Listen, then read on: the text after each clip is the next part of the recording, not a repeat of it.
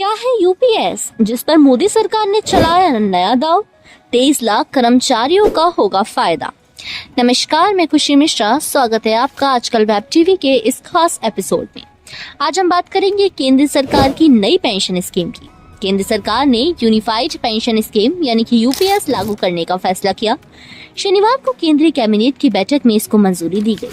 इस स्कीम के तहत केंद्र सरकार के 23 लाख कर्मचारियों को लाभ होगा।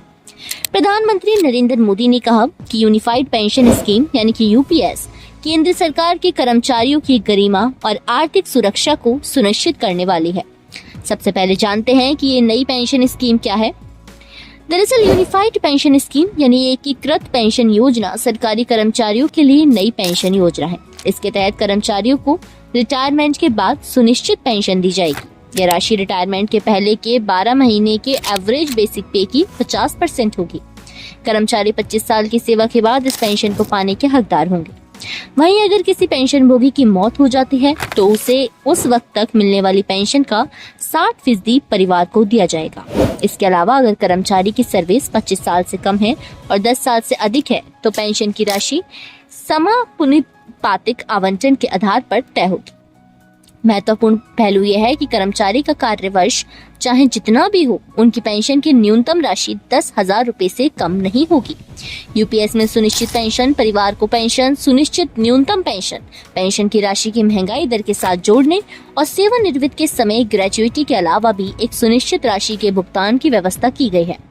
एक तरह से ये पुरानी पेंशन स्कीम की तरह ही होगी, लेकिन अंतर सिर्फ इतना होगा कि ओपीएस में जहां कर्मचारियों को योगदान नहीं देना होता था, यूपीएस में नई पेंशन स्कीम की तर्ज पर ही 10% योगदान देना होगा।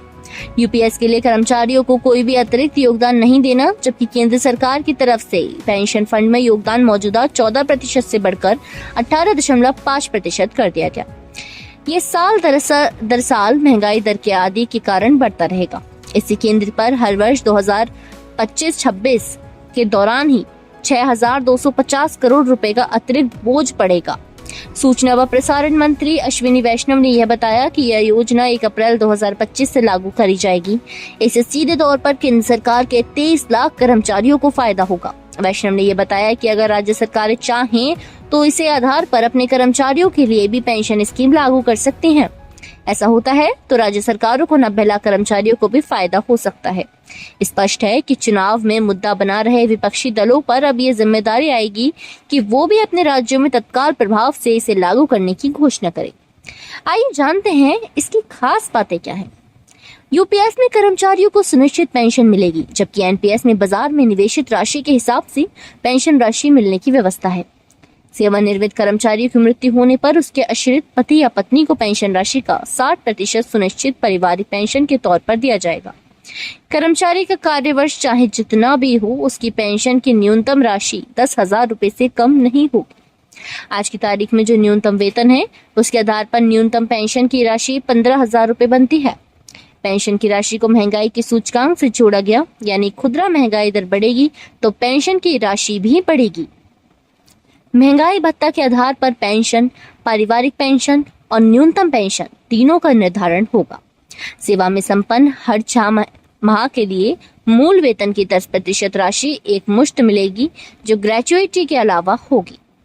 मोटे तौर पर 30 वर्ष की सेवा के लिए एक कर्मचारी को 6 माह का वेतन अलग से सेवानिवृत्त होने पर मिलेगा। धन्यवाद। तो ये था हमारा आज का खास एपिसोड। ऐसे ही और ताजा तरीन देश दुनिया की खबरों के लिए बने रहें आजकल वेब टीवी के साथ।